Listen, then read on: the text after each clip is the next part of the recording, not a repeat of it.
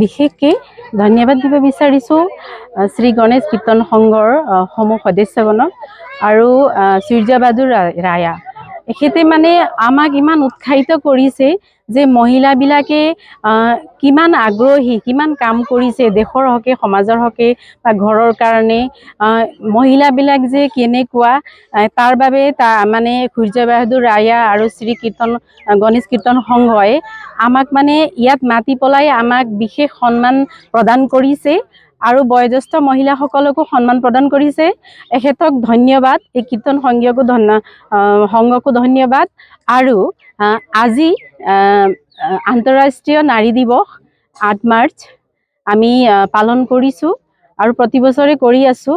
আৰু আমি যে নাৰীয়ে যে কি কৰিব পাৰোঁ সেইটোতো সকলোৱে দেখিছে।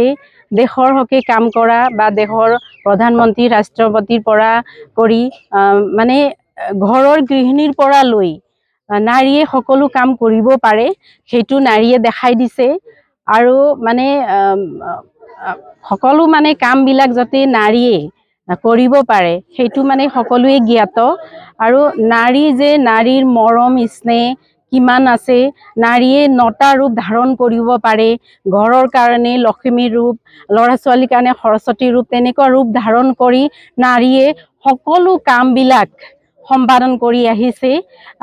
সেইকাৰণে আমি যে এই দিনটো উদযাপন কৰিব পাৰিছোঁ যে নাৰী দিৱস, বিশেষকৈ 8 তাৰিখে আমাক এই দিনটো যে উদযাপনৰ কাৰণে দিছে, আমি মানে অতি ভাগ্যৱান সেই দিনটোৰ কাৰণে, যিটো মানে বিশেষকৈ মহিলাৰ দিন বুলি আন্তঃৰাষ্ট্ৰীয় দিৱস হিচাপে মানে স্বীকৃতি পাইছোঁ সেই দিনটো।